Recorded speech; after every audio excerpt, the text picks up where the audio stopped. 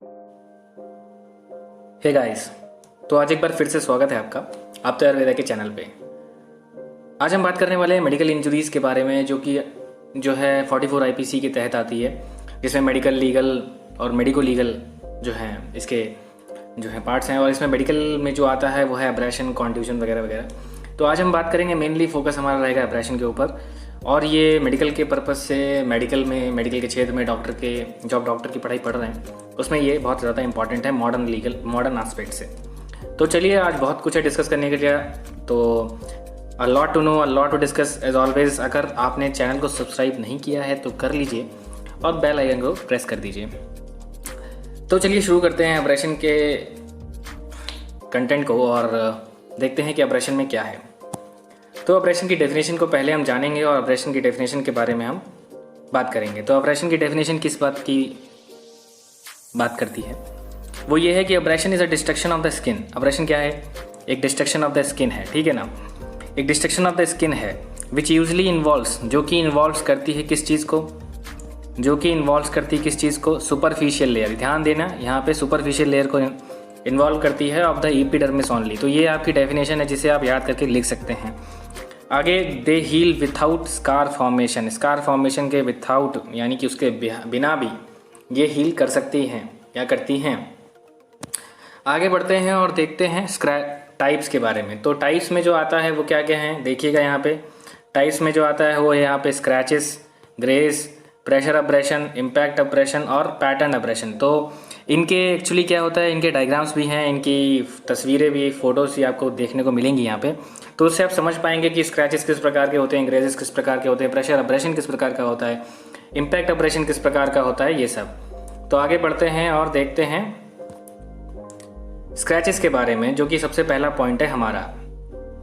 आप यहाँ से नोट्स भी बना सकते हैं, यहाँ से पॉइंट भी निकाल सकते हैं अपने एग्जाम पॉइंट ऑफ व्यू से, ताकि आप अपने एग्जाम में अच्छा बेहतर लिख पाएँ। तो चलते हैं स्क्रैचेस की तरफ। और स्क्रैचेस की बात करेंगे तो स्क्रैचेस होता है लीनियर एब्रेशन।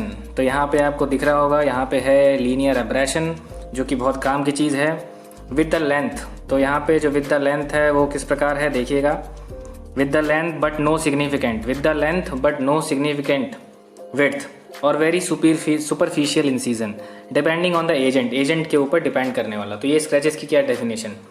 आगे बात करेंगे और जानेंगे इसके पॉइंट स्क्रैच के बारे में। तो पॉइंट स्क्रैच क्या है, एक पर्टिकुलर द पॉइंट है कि आप जो स्क्रैच पड़ता है वही पर्टिकुलर पॉइंट पे है। तो प्रोड्यूस बाय द शार्प और pointed object, not sharp enough to the incise but pointed enough to the scratch such as finger nails, pin, thorn. तो ये इस बारे में बात कर रहा है, जैसे आप किसी की बॉडी पे, आपके नाखून बड़े हैं और आप किसी की बॉडी पे नाखून मार देते हैं तो स्क्रैच पड़ जाता है, उस तरीके की बात यहाँ पे की गई है। आगे बढ़ेंगे और देखेंगे इसकी फ़ोटो के बारे में। एक पिक यहाँ पे जो दिखाई गई है वो इसी प्रकार को दर्शाती है कि जैसे आप स्क्रैच नाखून वाखून मारते हैं या किसी से आपको चोट लगती है या किसी से आप टच हो जाता है, थोड़ा सा चोट लग जाती है तो स्क्रैच कैसे पड़ता है, तो उस प्रकार की यहाँ पे एक तस्वीर आपको दिखाई गई है। आगे बढ़ेंगे और जानेंगे ये कुछ एक और तस्वीर के बारे में जो कि इस प्रकार है। और आगे बढ़ते हैं, अब जानते हैं ग्रेसेस के बारे में। तो क्या कहते हैं, यहाँ पे 3 चीज़ें होंगी जो कि देखने वाली हैं, और वो ये है कि स्लाइडिंग, स्क्रैपिंग और ग्राइंडिंग एब्रेशन, ठीक है ना। तो इसको क्या क्या कहते हैं यहाँ पे लिखा हुआ है, ठीक है ना। स्लाइडिंग कहते हैं, स्क्रैपिंग कहते हैं, ग्राइंडिंग कहते हैं। ये याद रखने वाली चीज़ें हैं एक्चुअली।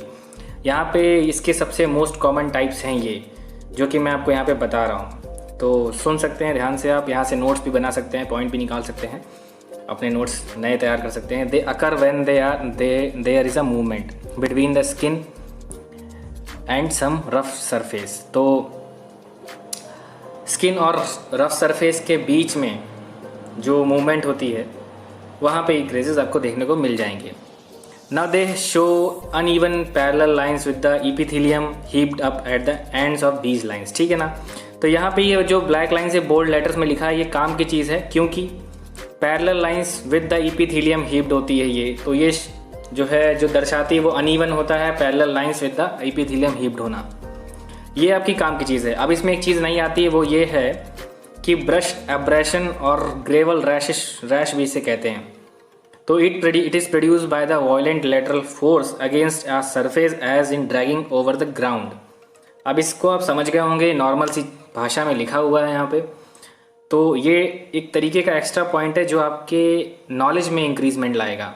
अगर आप नहीं लिखना चाहते अपने एग्ज़ाम पॉइंट ऑफ व्यू से तो ज़रूरी नहीं है कोई। तो चलिए आगे बढ़ते हैं और ग्रेज के बारे में बात करेंगे। जब आप मोटरसाइकिल से जा रहे होते हैं या बाइक से जा रहे होते हैं और साइड की दीवार होती है साइड में और उससे टकरा जाते हैं या घिस जाते हैं उससे और घिसटते हुए चले जाते हैं, तो कुछ इस प्रकार के हालात होते हैं जो यहाँ पे पिक में दिखाए गए हैं। तो आप इस पिक से समझ सकते हैं कि ग्रेजेस कैसे होते हैं और क्या उनमें किस तरीके की चीज़ें होती हैं, कैसे चोट लगती है और कैसे निशान आते हैं। तो वो यहाँ पे है आपके सामने, पिक देख लीजिए और इस पिक से आप याद रख सकते हैं ग्रेजेस के बारे में। आगे बढ़ते हैं और एक तस्वीर और यहाँ पे जो कि आपको दर्शाएगी। ये तस्वीर दर्शाती है कि ग्रेजेस का क्या कहना है और ग्रेजेस कैसे होते हैं। ये कुछ एक और तस्वीर यहाँ पे आप देख सकते हैं। ये कुछ ऐसे, ये छोटे बचपन में जो आपको चोट लगती थी और मेरे को भी लगी हैं, आपको भी लगी होंगी, तो आपको बड़ा ध्यान होगा। तो ये हैं कुछ तस्वीरें उसकी इस तरीके से। आगे बढ़ते हैं और अब जानेंगे हम जो है आगे बढ़ते हैं और जानेंगे अब फ्रिक्शन बर्न के बारे में। तो ये फ्रिक्शन बर्न भी बहुत काम की चीज़ है। यहाँ पे आप देख पा रहे होंगे, यहाँ पे चीज़ें दी गई हैं स्कफ ब्रश एब्रेशन के नाम पे। तो ये काम की चीज़ है। इट इज़ अ एक्सटेंसिव, ध्यान दीजिएगा यहाँ पे, it is a extensive superficial, ठीक है ना, एक्सकोरिएटेड यहाँ पे चीज़ है। तो ये जो चीज़ यहाँ पे बताई गई है वो ये है कि एरिया विथआउट ब्लीडिंग, यहाँ पे बताया गया है, and without any linear mark, ठीक है ना। It may occur due to the tangential force with a smooth surface or when the skin is covered with the clothing. It is seen in the motorcyclist, pedestrian person ejected from the vehicles. तो ये friction burn है। यहाँ पे भी वैसे ही चोट लगती है जैसे वहाँ पे जो एग्जाम्पल दिया गया था वो एक कोरिलेशन वाला एग्जाम्पल था जो पिछले मैंने अभी ग्रेजेस पे दिया था। फ्रिक्शन बर्न में भी वही चीज़ है, बस फ्रिक्शन बर्न में ये चीज़ थोड़ा बिल्कुल ही ज़्यादा अटैच है। तो इसको देखने के लिए आगे बढ़ेंगे और प्रेशर एब्रेशन के बारे में जानेंगे। क्रशिंग और फ्रैक्शन एब्रेशन ये है, इसमें यह है कि they are caused by the crushing of the superficial layer, ठीक है, of the epidermis and are associated with the bruise of the surrounded area. Now it is, if force is applied at the angle of 90 degree then pressure abrasion is produced। तो ये आपको ध्यान देने वाली चीज़ है। Modern ज़माने में AIAPGET में भी ये क्वेश्चन पूछा जा सकता है कि if force is applied at the angle of 90 degree तो प्रेशर एब्रेशन प्रोड्यूस होगा। एग्जाम्पल के तौर में लिगेचर मार्क इन हैंगिंग, ठीक है ना, स्ट्रैंगुलेशन एंड टीथ मार्क्स। आगे बढ़ेंगे और देखेंगे इम्पैक्ट एब्रेशन के बारे में। Contact or imprint abrasion caused by the impact with a rough object. Now when the force is applied at or near at the right angle, यहाँ पे ध्यान दीजिएगा, ये लाइन बहुत इंपॉर्टेंट है कि or near a right angle to the skin surface the abrasion is slightly depressed below the surface unless there is a local oedema or there is a bulging due to the underlying contusion. Bulging के बारे में बता दूं, मतलब एक तरीके से extra मास growth होना या इस तरीके से कह सकते हैं उसको, ठीक है ना। ना एग्जाम्पल के तौर पे when a person is knocked down by the car, the pattern of the radiator grill, a headlamp rim or the tread of the tyre, ठीक है ना, तो उस पर वो छप जाते हैं। वो चीज़ आपने देखी होगी, तो उसे इम्पैक्ट एब्रेशन कहते हैं। मतलब किसी भी चीज़ से हार्म होना या इंजुरी होना और उसका छप जाना, तो उसे कहेंगे इम्पैक्ट पड़ना, यानी कि इम्पैक्ट एब्रेशन कहलाता है वो, ठीक है। आगे बढ़ते हैं और देखते हैं पैटर्न एब्रेशन। अब पैटर्न एब्रेशन आपको नाम से समझ में आ रहा होगा कि, तो पैटर्न एब्रेशन आपको नाम से समझ में आ रहा है पैटर्न के हिसाब से। तो impact abrasion and pressure abrasion reproduce the pattern abrasion. तो ये बात आपको यहाँ ध्यान रखनी है कि इम्पैक्ट एब्रेशन और प्रेशर एब्रेशन से ही क्या प्रोड्यूस होता है, simple, pattern of the object causing it and are called as pattern abrasion, ठीक है ना। Now pattern is an injury that suggests an inflicting the instrument or unique means of its causation. Now produced when the force is applied at the right angle to the surface of the skin. It is associated with the intradermal bruise due to the capillaries damage.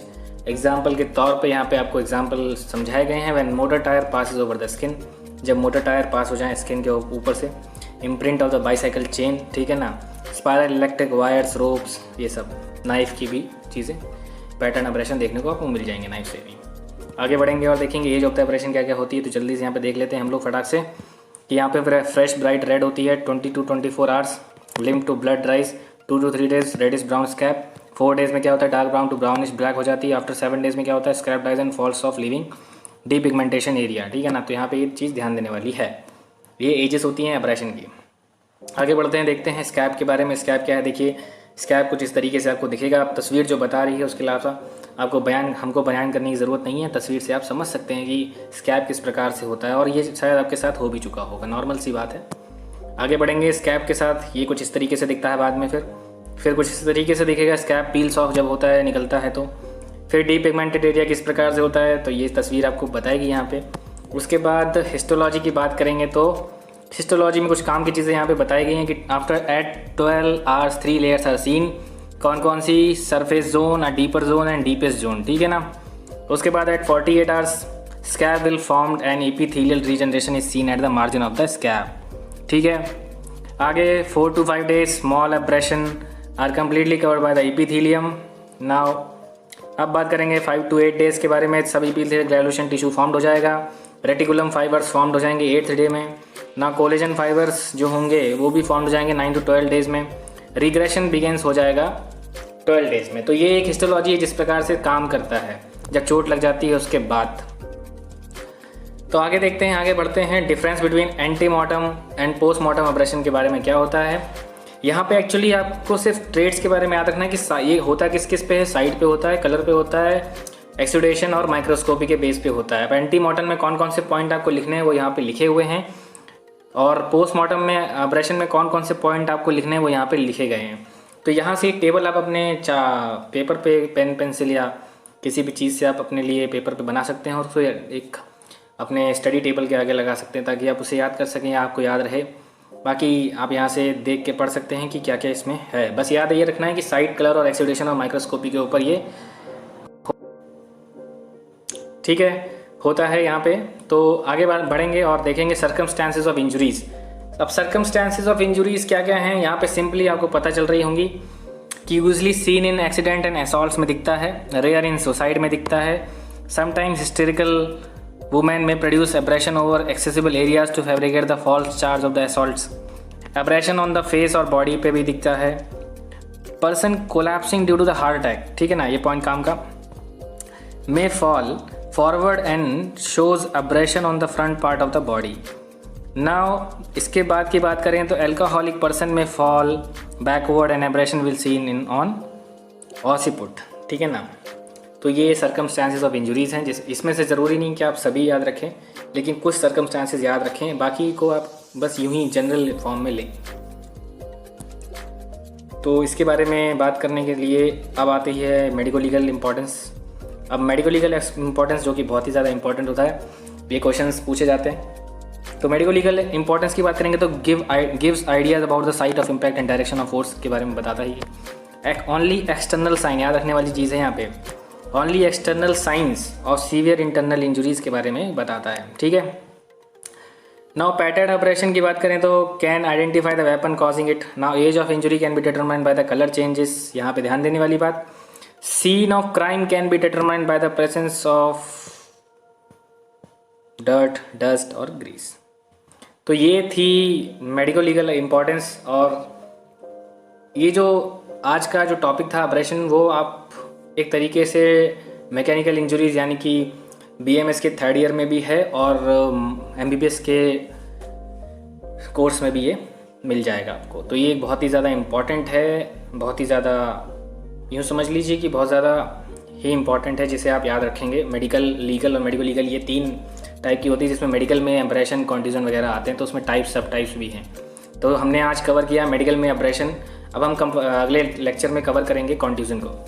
तो तब तक के लिए इसको पढ़ते रहिए, और इसमें से नोट्स बना सकते हैं तो बिल्कुल बनाइए और एग्ज़ाम में अच्छा लिखिए और आगे बढ़ते रहिए। God bless you all, thanks.